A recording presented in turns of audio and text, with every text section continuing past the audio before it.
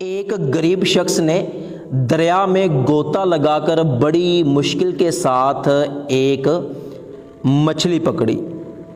وہ اس مچھلی کو دیکھ کر بہت زیادہ خوش تھا کہ آج میں اپنے بچوں کو یہ مچھلی کھلاؤں گا۔ وہ خوشی خوشی وہ مچھلی پکڑ کر دریا سے باہر نکلنے لگا۔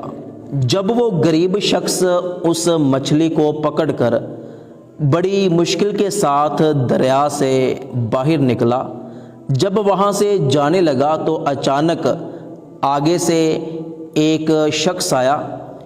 اس نے بڑے غصے کے ساتھ اس سے وہ پکڑی ہوئی مچھلی چھین لی۔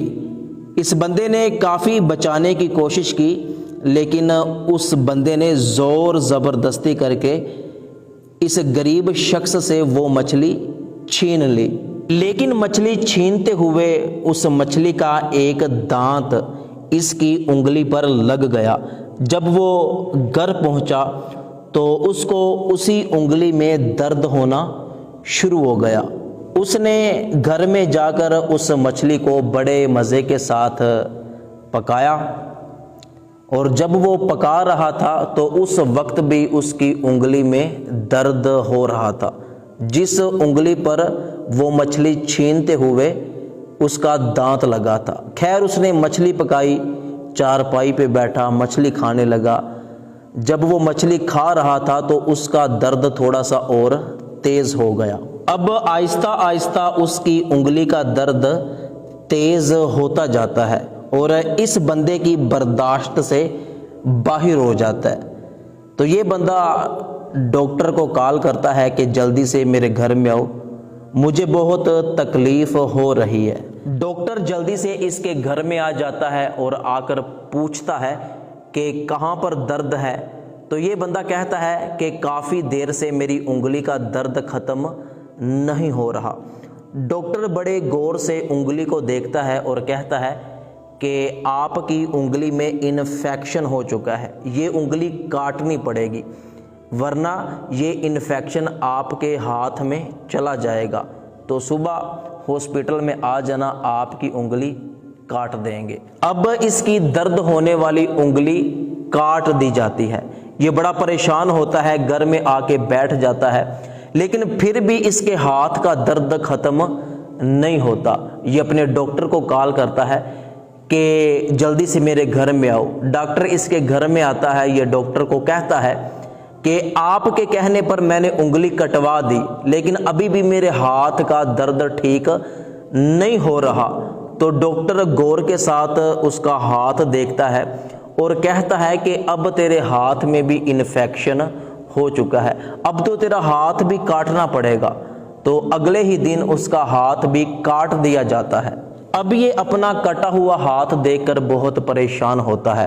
انگلی بھی کٹ گئی، ہاتھ بھی کٹ گیا، لیکن درد پھر بھی ختم نہیں ہو رہا۔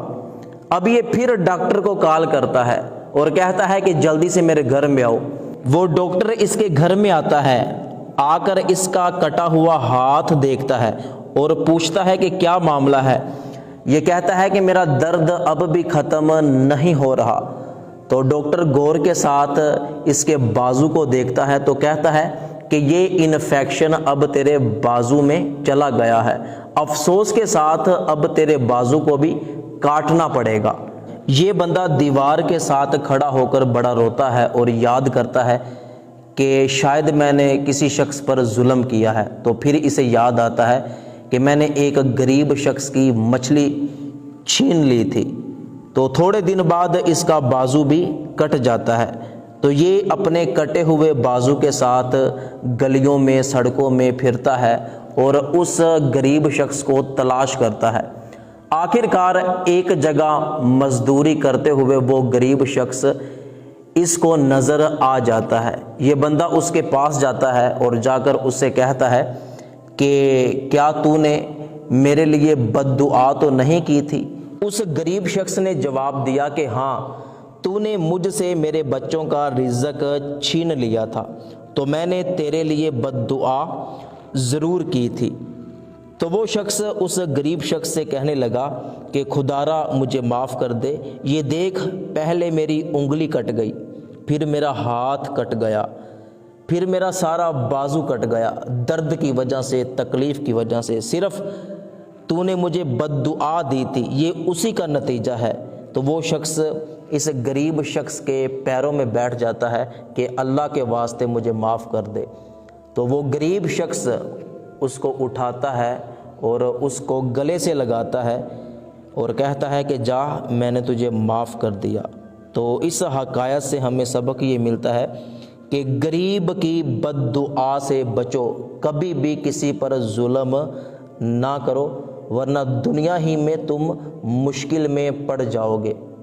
ثواب کی نیت سے اس ویڈیو کو اپنے تمام دوستوں تک ضرور پہنچائیے گا۔